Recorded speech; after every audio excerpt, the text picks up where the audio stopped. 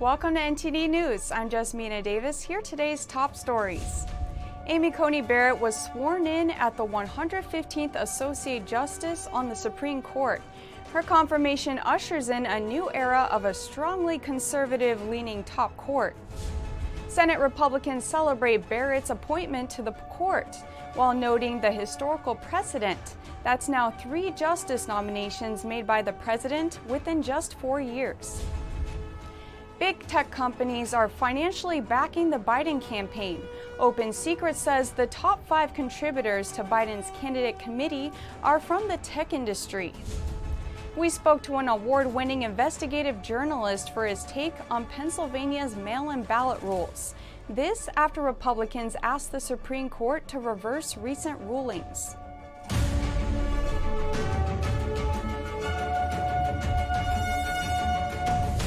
Judge Amy Coney Barrett is now officially Justice Barrett. Chief Justice John Roberts administered the judicial oath this morning. That makes her the court's 103rd Associate Justice. This is a momentous day for America, for the United States Constitution, and for the fair and impartial rule of law. Amy Coney Barrett was sworn in late Monday as an Associate Justice of the Supreme Court. She's the 115th Associate Justice on the Supreme Court and the 5th woman to serve on the bench. Barrett was sworn in by Justice Clarence Thomas, who administered the constitutional oath. The ceremony taking place on the South Lawn followed social distancing measures. Barrett called it a privilege and said she felt truly honored and humbled. It is the job of a judge to resist her policy preferences. It would be a dereliction of duty for her to give in to them. She said she would follow the rule of law and the Constitution and remain independent from Congress, the president, and her private beliefs. A little earlier in the Senate, Barrett was confirmed to the lifetime appointment on a 52-48 vote, with Democrats unified in opposition. The vote creates a 6-3 conservative majority on the High Court. One Republican, Susan Collins, voted against the confirmation. The full Senate worked through a rare weekend session. Her confirmation followed a 30-hour debate on the upper house floor that began on Sunday. Barrett's appointment provoked reactions from Senate leaders. Senate Majority Leader Mitch McConnell said that Democrats were refusing to accept legitimate outcomes because it was not the outcome they wanted. Barrett succeeds the late liberal Justice Ruth Bader Ginsburg. Well, the reason this outcome came about is because we had a series of successful elections. He said what the president and the Republican Senate has done abides by the rules of the Senate and the Constitution. Senate Minority Leader Chuck Schumer called it an act of bad faith. And the next time the American people give Democrats a majority in this chamber, you will have forfeited the right to tell us how to run that majority. Democrats have argued that the winner of the coming election should be the one to select the nominee, not the current president. Senate Republicans celebrate the president's 3rd appointed justice to the Supreme Court. Justice Amy Coney Barrett's lifetime appointment means the top court will likely have a solid right-leaning tilt for years to come. Republicans praise the confirmation of Amy Coney Barrett to the Supreme Court. It's an affirmation that the timeless values of faith and family and community still matter, and still produce somebody who doesn't just represent those values, but also has a deeply rooted sense of fairness. Senator Marsha Blackburn of Tennessee and Senator Joni Ernst of Iowa say they see Barrett's confirmation as an accomplishment for women. Women can choose to marry who they want to marry. They can choose whatever career path they want to engage in. They can be the mother of 7 beautiful children. They can be a woman of faith. Senator Ted Cruz said both the president and the Republican-led Senate had delivered on a promise to the American people. Today, President Donald Trump delivered on one of the central promises he made to the American people, to nominate principled constitutionalists to the U.S. Supreme Court. Senator John Barrasso noted the historic precedent of confirming 3 conservative justices to the Supreme Court in just 4 years. She is eminently qualified beyond any shadow of a doubt. The majority of Americans, Republicans and Democrats alike combined, believe she should be on the Supreme Court.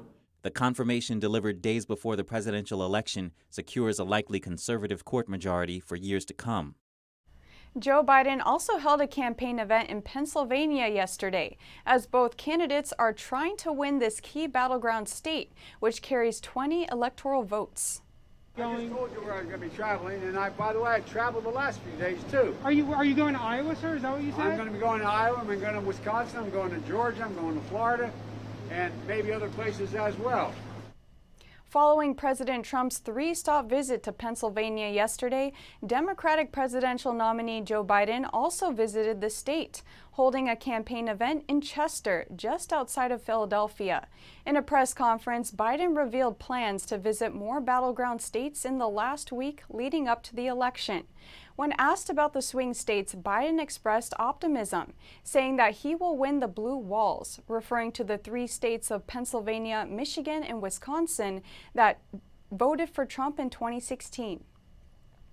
At the federal level, organizations can't donate to candidates themselves, but their political action committees and individuals can. Data shows that people and big tech are among Joe Biden's top financial backers. According to data from Open Secrets, big tech companies have been major financial backers of the Biden campaign this election cycle. The nonprofit tracks money in politics and campaign finance records. The top contributor to Biden's candidate committee is Google parent Alphabet at nearly $1.9 million. Microsoft, Amazon, Apple, and Facebook all made the top 10. Open Secrets says the contributions come from the company's own political action committees, employees, owners, or their immediate family members. No major tech companies made President Trump's list. Although Microsoft President Brad Smith did make several contributions to the National Republican Congressional Committee, most of his donations went to Democrats. The number one donor for Trump's campaign committee was the U.S. Postal Service at about $290,000. However, that amount is significantly less than Alphabet's close to $2 million donation to Biden's campaign. Second on Trump's list was the Department of Defense. The funding comes at a time when big tech companies face antitrust lawsuits and scrutiny from lawmakers. Attendee data from President Trump's rallies suggests that the president's supporter base is expanding. Republican Party Chairwoman Ronna McDaniel says it's not only limited to Republicans or those who voted for him in 2016. At Trump's October 17th rally in Wisconsin, almost 50% of all attendees were not Republicans. At his October 14th rally in Iowa, almost 30% of just over 10,000 attendees were Democrats.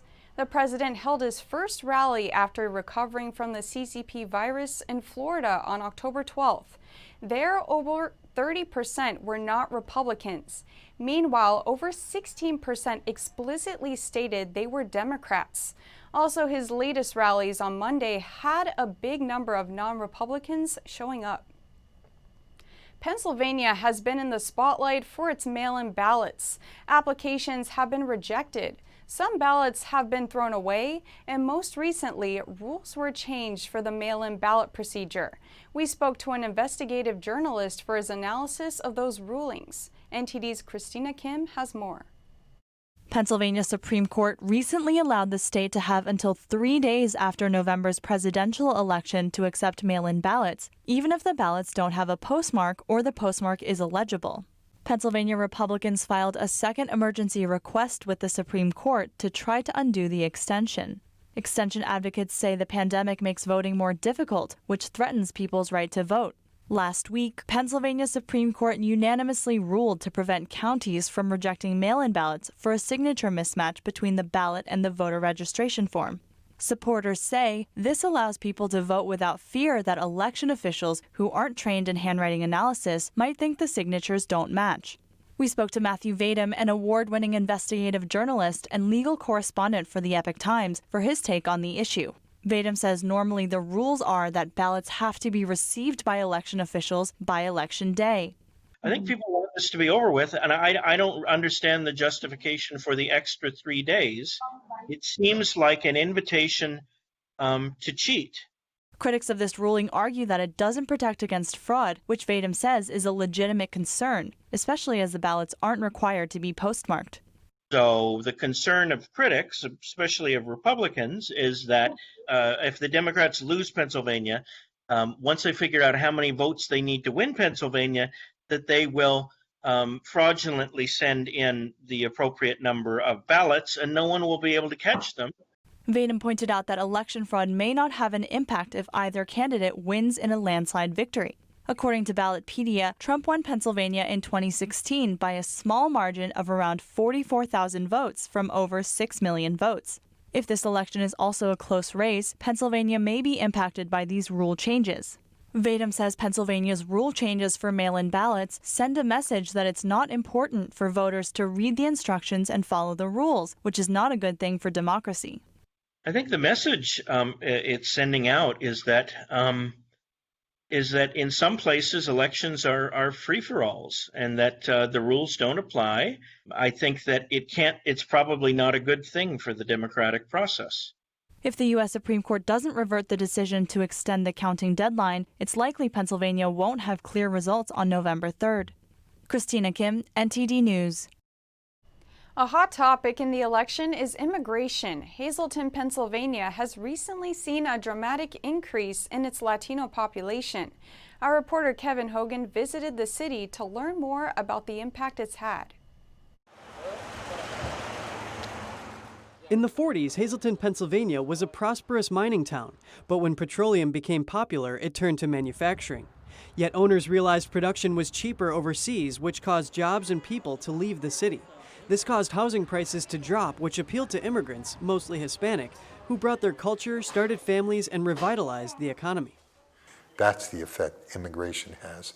It's become a more diverse, more vibrant, more livable city, and the quality of life has gone up.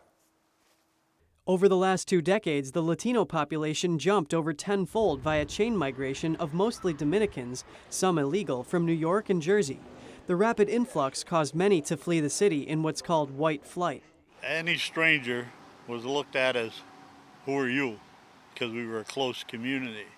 And that's the way Hazleton was. And when the Hispanics first started coming in, yes, there was controversy, and God forbid one did something wrong, like anybody else, it's a terrible thing. But the truth of the matter is there's a large portion of them are very good people. The immigrants have started many popular restaurants like Antonio's. Oh, it's a great place to eat, yeah. And others like the Dominican Luis Diaz, who's a legal U.S. resident, are working hard at the nearby meat plant. Tenía una hija que por ella fue que nos trajo a nosotros, a nuestra familia. My daughter brought me here and our family too, and I lived in New Jersey. But I decided to move here because they told me, look, in Pennsylvania there are jobs, and because I came here to work. Hay trabajo y cosas, y como yo vine a trabajar, vine para acá. Yeah. Hazleton is just under 60% Latino, which is about 3 times the national average. And it shows from Latino businesses like this one that are all around and have provided thousands of jobs for the city. But the rapid expansion in Latino population has been a burden on the city's school system. It's hard to think of a school system that was designed for 7,000 or 8,000 children and now has 12,000 children. So the expansion has been very difficult for the school system. Also, you've got a lot of teachers that are dedicated, good teachers that are in the district, and they're used to teaching Anglo kids. And we have a different culture now. The police were also strained. The FBI reports violent crime increased about 250% from 2003 to 2018. Reports show Dominican drug trade organizations operated there in the 90s. In 2012, the DEA noted the Dominican population and the 2 major highways nearby make Hazleton a place where Dominican fugitives can operate away from police pressure. Now, it's not perfect. Is there a drug problem here? Yes. Are there gangs here? Sure. Is there a criminal element? Of course. All of those things exist in Hazleton, and they exist in every other city that I'm aware of.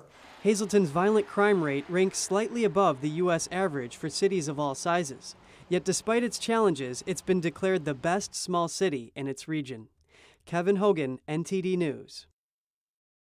Heavy winds pounded Mexico's Caribbean coast overnight. The National Hurricane Center expects Hurricane Zeta to hit the Yucatan Peninsula today and move on towards the U.S. Gulf Coast.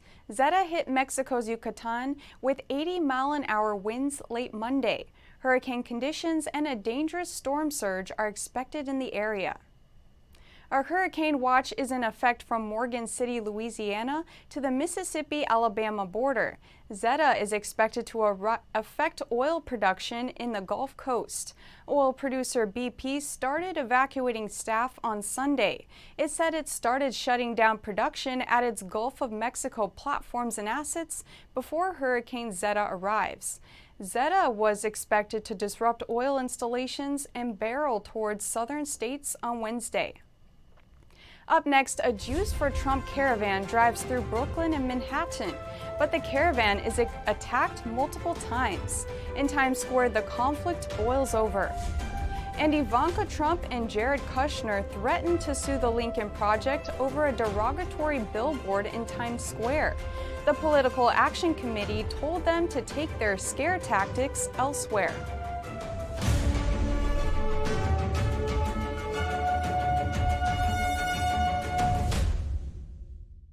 Are you looking for analysis of the 2020 election based on actual facts and policies? Well, take a look at this.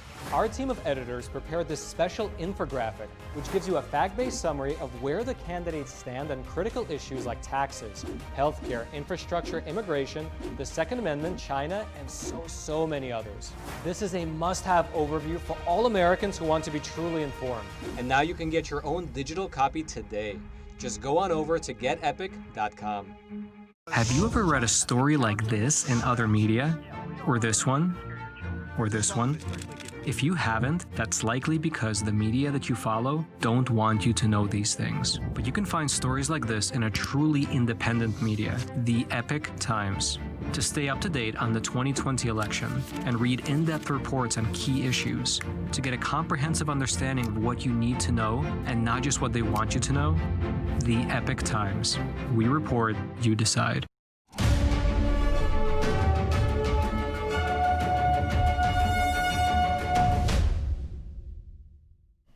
Only 1 week to go in the U.S. election race. Los Angeles residents are taking advantage of early voting and are already casting their ballots.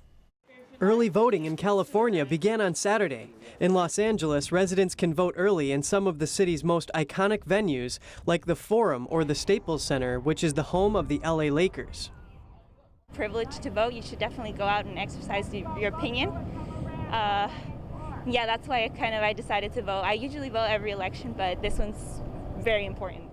Another resident said not voting didn't even cross her mind. I vote every single, voting time. So it's definitely something that I don't have to be encouraged to do. It's just something that I feel it's necessary, like taking a shower. She added that to her, it is very important to make her voice heard. The contest between the two candidates appears tight in the most critical battleground states that could decide the outcome. A testing site for the CCP virus is drawing people from within Minnesota and beyond, amid a surge in new cases in the Midwest. On Sunday, most of those who came to the testing site in Moorhead hailed from North Dakota, as the state has no open testing sites on Sundays. Cases in the Midwest set a new record on Saturday, and the number of hospitalized virus patients in that region hit an all-time high for the 9th day in a row. The United States saw its highest ever number of new virus cases over the weekend, though the fatality rate remains far below April's peak. Still, the pandemic is a top election issue. With 1 week to go, more than 60 million Americans have cast their ballots. That's a record-breaking pace that could lead to the highest voter turnout in over a century. A Jews for Trump caravan went through parts of Brooklyn and Manhattan on Sunday, but the journey wasn't as smooth as it could have been. NTD's Miguel Moreno has more on the caravan and people who were seen attacking its participants. Less than 10 days before the election, a Jews for Trump caravan made its way through the Democrat city of New York. Local media reports say the caravan rode through Brooklyn and Manhattan, but they came across some trouble. SV News reported that the person seen in this video was throwing rocks at cars participating in the caravan in Brooklyn. The NYPD confirmed they're investigating the incident. In Manhattan, the caravan met with more trouble. We're here at Times Square where A man wearing a Keep America Great sweater was also attacked on Sunday. So based on the videos that we saw, it looks like the attackers threw eggs and paint at the man and his car, and eventually things escalated into a brawl.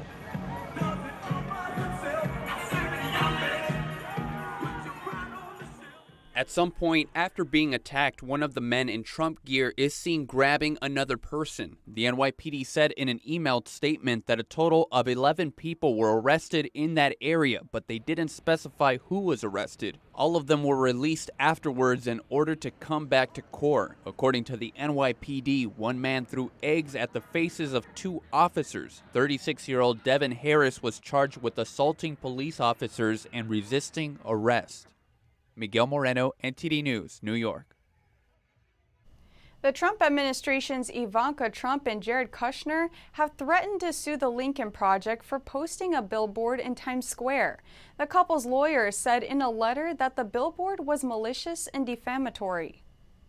Daughter to the president, Ivanka Trump, and White House senior advisor Jared Kushner have gotten themselves in a civil dispute with the Lincoln Project. It's over a billboard in Times Square bashing the couple in relation to the virus pandemic. One of the billboards appears to show Ivanka Trump smiling and gesturing to a virus death count of Americans and New Yorkers. In the other billboard, Kushner is shown next to a quote, saying New Yorkers are going to suffer and that's their problem. Trump and Kushner's lawyer wrote in a letter saying, of course Mr. Kushner never made any such statement. Ms. Trump never made any such gesture. And the Lincoln Project's representations that they did are an outrageous and shameful libel. Reports say the image of Ivanka Trump on the billboard was taken from a picture she posted on her social media. In that picture, she's seen holding a can of Goya beans. Reports also say Kushner's quote was taken out of context from a Vanity Fair article, and that it was given to the magazine by an anonymous attendee. According to their lawyer's letter, if the billboards are not immediately removed, they will sue for enormous compensatory and punitive damages. The Lincoln Project responded by saying they will not be intimidated. Washington state is taking steps to eradicate a deadly hornet species. It could pose a deadly threat to both humans and precious pollinators like honeybees. Washington state agriculture officials said the state eradicated its first Asian giant hornet nest on Saturday. Dubbed the murder hornet, the Asian giant hornet can grow as large as 2.5 inches in length. We believe the queen to still be inside the tree, but this does not surprise us at all. Normally, the queen would not come out to defend the nest when there's lots of workers to do so. Officials fear the insect could pose a threat to humans and the beekeeping industry.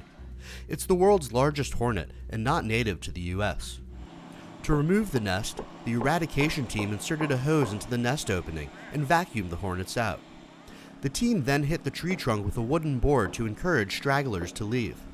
They're not entirely dangerous. However, if you stumble into a nest or agitate them or surprise even a lone worker by accidentally sitting on it, they will defend themselves, and the sting is extremely painful.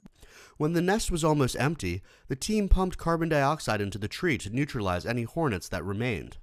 Finally, they sealed the tree with spray foam. The Asian giant hornet was first discovered in the U.S. in December 2019. Coming up, a Chinese county endured 7 earthquakes in just 5 days. The week before, another 5 quakes struck the same area. Locals question whether the jump in seismic activity could be a precursor to something worse. And grain companies in China are warning customers that prices are on the rise. This as officials ramp up imports. Find out more when we return.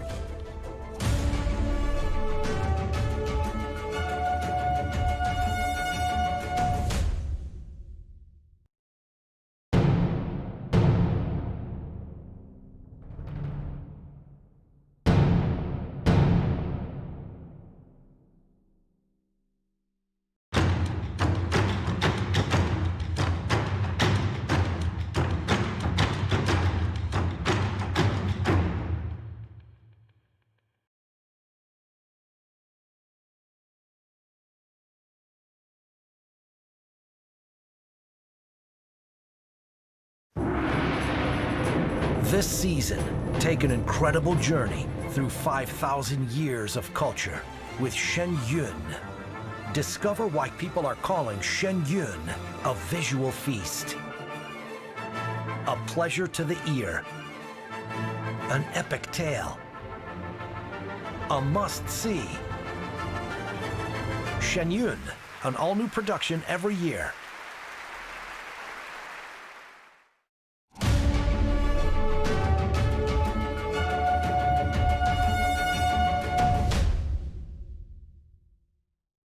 China's food security concerns loom large as grain companies are warning of sharp rises in prices.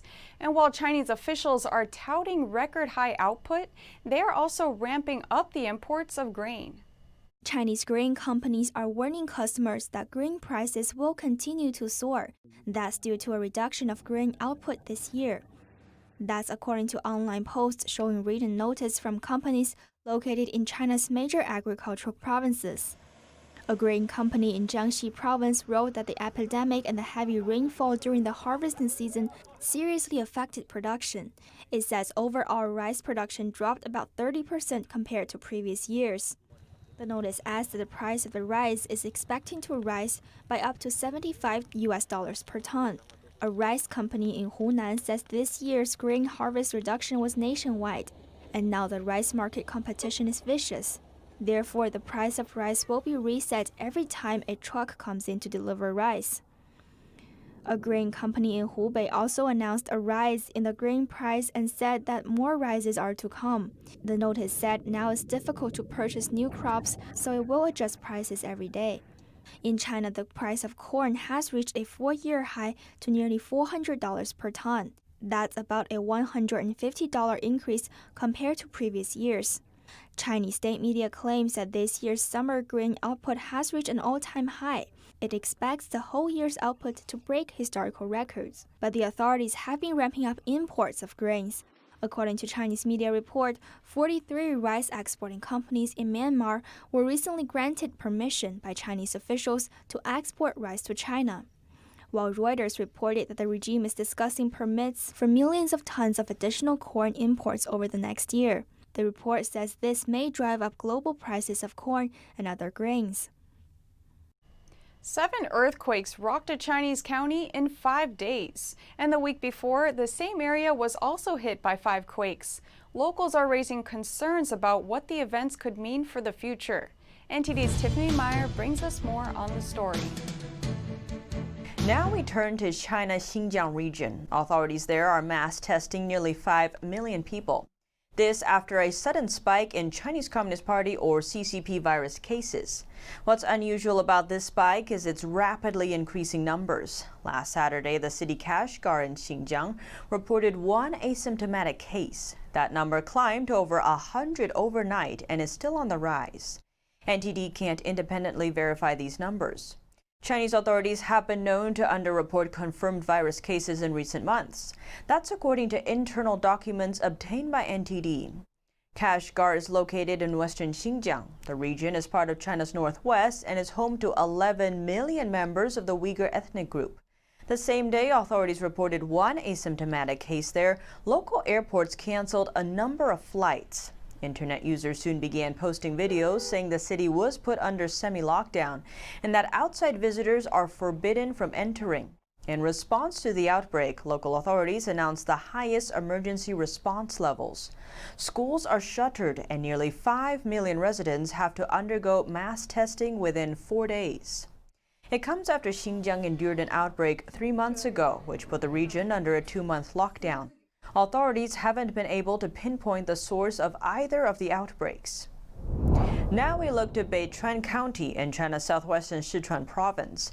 That's where 7 earthquakes struck within a mere 5 days. And just last week, the same area endured 5 quakes over the course of 3 consecutive days. According to the China Earthquake Network Center, the 5 quakes shook the region from last Wednesday to Sunday. All of them measured in between magnitudes 3 and 4.7. Data shows that the magnitude of the quakes was relatively low, but all of them occurred very close to the Earth's surface. The deepest of them struck 12 miles below ground level. The shallowest was just 7 miles. Known as shallow earthquakes, this variety typically has a much longer impact than those occurring deeper under the surface. One resident in Chengdu City reported feeling the effects of the quake on Sunday. Chengdu is located about 100 miles away from the earthquake center. Some netizens expressed their concern on Chinese social media following the events. They noted that the smaller consecutive earthquakes could be precursors to a major one.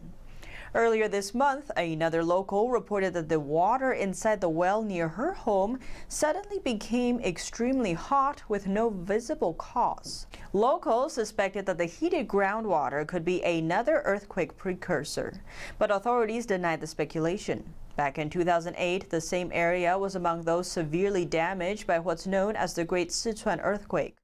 Clocking it at magnitude 8, the quake left around 90,000 dead.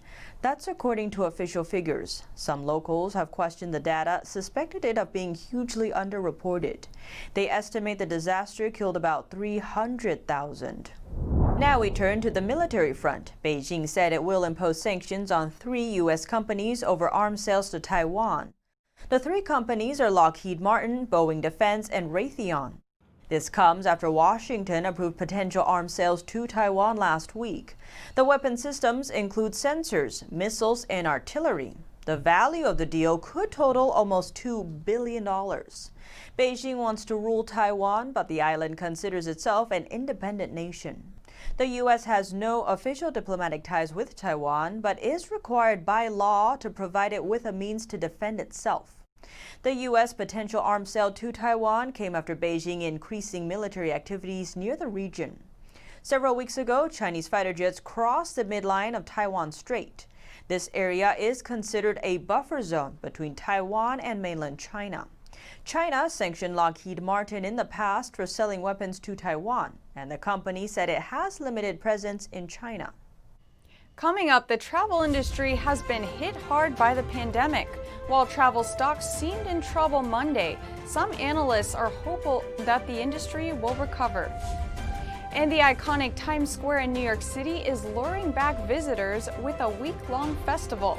Its goal to share great food and help local businesses through the current slowdown. That and more after the break.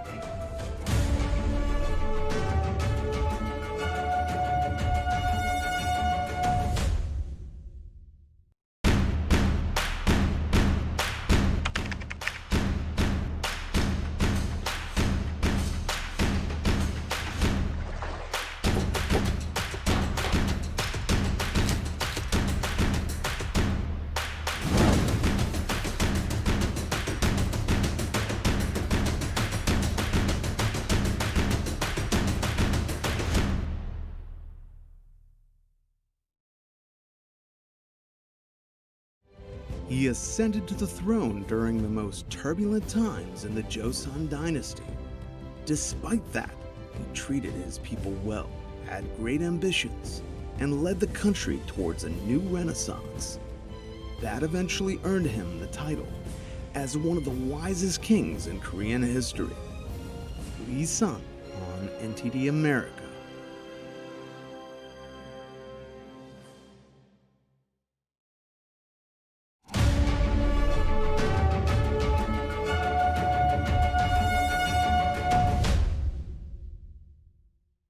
Landlords and home builders are suing the Centers for Disease Control.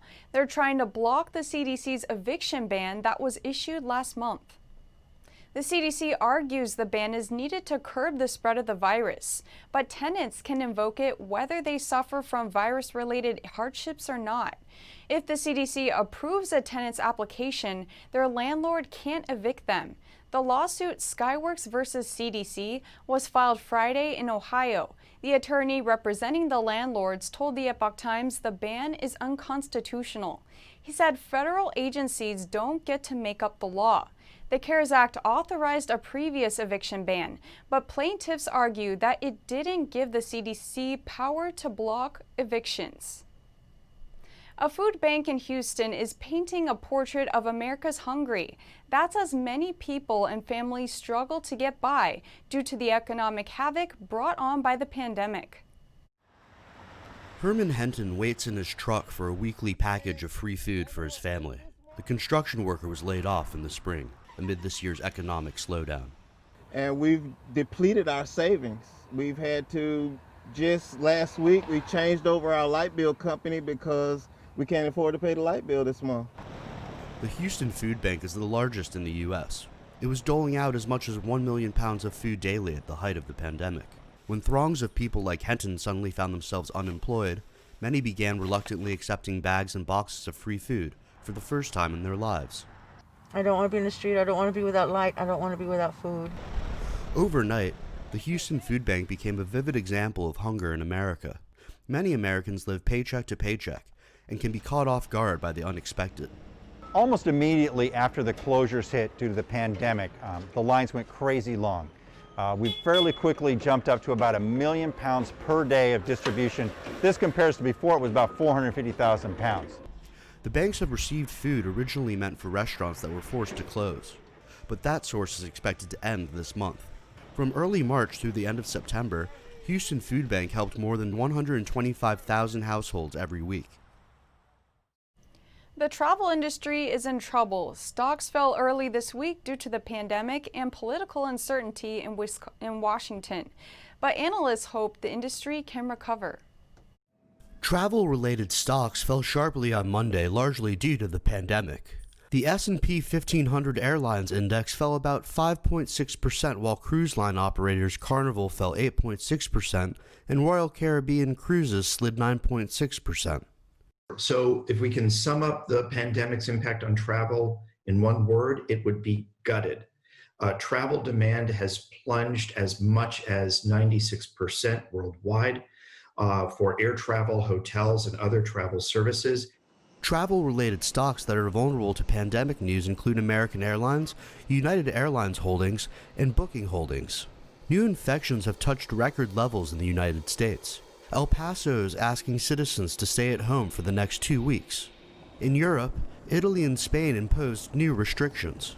There is hope for travel, okay? I think it's very important to understand that people still want to travel. Our research shows that between 84 and 90% of the consumers we survey in various countries say they can't wait to start traveling again. U.S. stocks tumbled on Monday. The S&P 500 posted its biggest daily decline in 4 weeks. The pandemic and uncertainty about a fiscal relief bill in Washington dimmed the outlook for the U.S. economic recovery. New York's Times Square is welcoming back visitors with a week-long celebration. Restaurants in the area are offering 3-course meals at a fixed price. You can dine there or get delivery or takeout service. Welcome to the Taste of Times Square, where restaurants are offering 3-course meals at a reduced price. One of the restaurants is located right here in the center, underneath the New Year's Eve ball drop. The Times Square Alliance is welcoming back visitors with a week-long celebration for diners. 20 Manhattan restaurants are participating, offering 3-course meals for $35. Pasta, appetizer, dessert, the whole shebang for $35, the best deal in New York City. One of them is Italian restaurant Tony's Di Napoli. Diners can eat outside right in the heart of Times Square. Yeah, I love this because we were here a month ago and this wasn't here. It's perfect time to be here because it's not so crowded.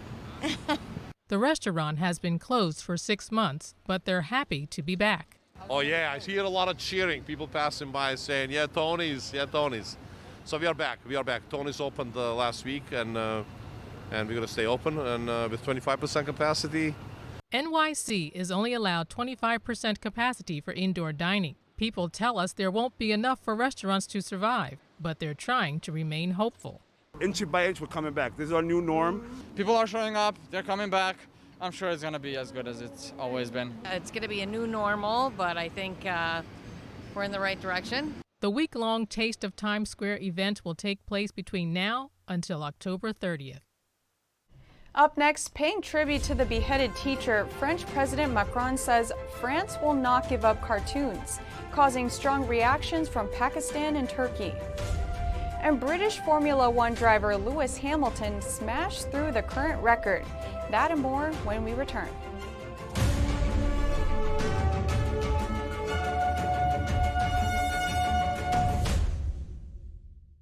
When you look at TV networks in America, a soundbite and fight-it-out culture prevails on news and commentary programs. As a Canadian, I'm fascinated with America.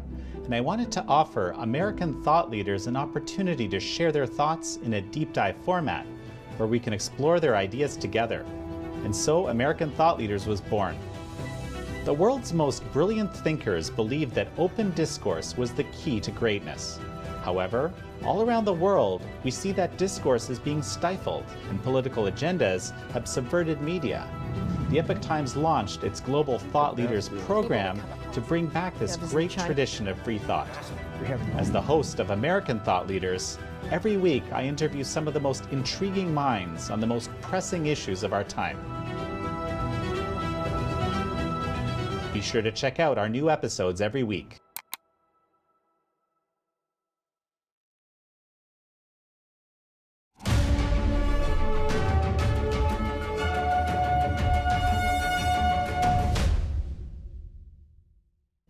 Over to Europe, France says it regards cartoons as a symbol of liberty and vows to keep allowing people to make them in the wake of another terrorist tragedy.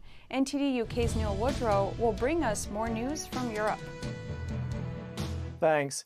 Welcome to NTD UK with UK and European news. In the face of widespread criticism for his crackdown on Islamist separatism, French President Emmanuel Macron said on Twitter, "We will not give in ever." Sent in French, English and Arabic on Twitter, Macron says, quote, "We respect all differences in a spirit of peace. We do not accept hate speech and defend reasonable debate." Macron paid tribute to the beheaded French teacher. Speaking at the televised memorial service, Macron told viewers that France, quote, "will not give up our cartoons." Samuel Paty est devenu vendredi. Samuel Paty on Friday became the face of the Republic, of our desire to break terrorism, to diminish Islamists, to live as a community of free citizens in our country. However, the Pakistani Prime Minister accused Macron of attacking Islam by encouraging the display of cartoons depicting the Prophet Muhammad. And Turkey's president said Macron needed mental help over his attitude towards Muslims. France then recalled its ambassador to Turkey. Germany's foreign minister has voiced support for Macron. We stand in solidarity at France's side as far as the personal attacks by President Erdogan against President Macron go, which I find are a new low point. They are totally unacceptable. France's Foreign Affairs Ministry said there have been calls to boycott French products, notably food products, in several Middle Eastern countries, including Saudi Arabia. Factory workers and students in Belarus are striking after their request for President Alexander Lukashenko to quit is ignored. Local media reported groups of strikers at many major state-controlled enterprises. Hundreds of students also marched out of several universities. Many shops, cafes and restaurants are closed. This protester says many people are subject to violence and they might leave the country. I am very worried. I want to see my children, to raise my grandchildren here in our country. The opposition is calling on Belarusians to block roads, shut down workplaces, stop using government shops and services, and withdraw all money from their bank accounts. Dozens of people were arrested on Monday. Video filmed by a witness appears to show riot police crashing into a local resident's apartment to detain protesters, apparently after police used stun grenades. Over 500 people were detained on Sunday. A constitutional court decision outlawing abortions due to fetal defects has triggered demonstrations across Poland. Protesters across Poland aimed their anger outside Catholic churches and ruling party buildings. Police stood guard outside a church in Warsaw and clashed with demonstrators trying to gain entry. One woman tried to jump but was restrained. Others sat down and held placards. It annoys me that in a secular country, the church decides for me what rights I have, what I can do and what I'm not allowed to do. Despite rising COVID-19 cases and the ban on gatherings over 10 people, Poland continues to see demonstrations against Thursday's ruling. Women's groups and rights groups have condemned the move, but pro-life advocates praised it. I stand behind life because I know that every life is a gift from God. Life is sacred, life is beautiful. I have a chance to work with disabled children, and I know how wonderful the kids are. Terminations can now only be permitted in cases of rape, incest, or if the mother's health is at risk. The crisis on a Greek-operated oil tanker ended after 7 stowaways were detained by British Special Forces in the English Channel. On Sunday, the captain of the Greek tanker made a mayday call after 7 stowaways threatened the safety of the crew. Troops from the Special Boat Service, a British Navy Special Forces unit, boarded the tanker near the Isle of Wight off southern England. The BBC reports that the stowaways are believed to be Nigerians seeking UK asylum. The crew on the ship are reported to be safe and the tanker has docked in Southampton. The operator of the tanker says help was requested after the stowaways who boarded illegally in Nigeria turned hostile. Lewis Hamilton overtook Michael Schumacher as the most successful Formula One driver of all time in terms of race wins. In Portugal, Sunday marked the Britain's 92nd victory. It also added another country to his map of global domination. The 6-time world champion had already won in more countries than anyone in the sport's history. The Mercedes driver can add to the number next year, when the Netherlands returns as a Formula One location for the first time since 1985. Famous Italian tenor Andrea Bocelli performed on the steps of Sicily's Noto Cathedral on Saturday evening. The show, organised in line with anti-contagion regulations on COVID-19, wanted to launch a message of strength and union among the 7 UNESCO sites in Sicily. I already came here many years ago. I love Sicily because it's the land that gave birth to many big musicians. For me, it means a lot to sing here. Due to an eye disease and a sporting accident, the artist is completely blind. 62-year-old Bocelli is one of the world's most famous opera singers and has sold over 90 million records worldwide. French land artist Zeta debuts his latest frescoes of interlocking hands in Istanbul. SAPE is aiming to create the world's biggest human chain across the world in a bid to promote humanity and equality. Istanbul marks his 8th installment. I'm convinced that it's only by being together that humanity will be able to answer the challenges it needs to overcome. SAPE chose Istanbul for his spray paintings because of its special location. It is where 2 worlds meet, between the East and the West, and the idea was to create a bridge between Europe and Asia. One painting in the series is on the European side in Istanbul. Another is on a floating platform in the waterway.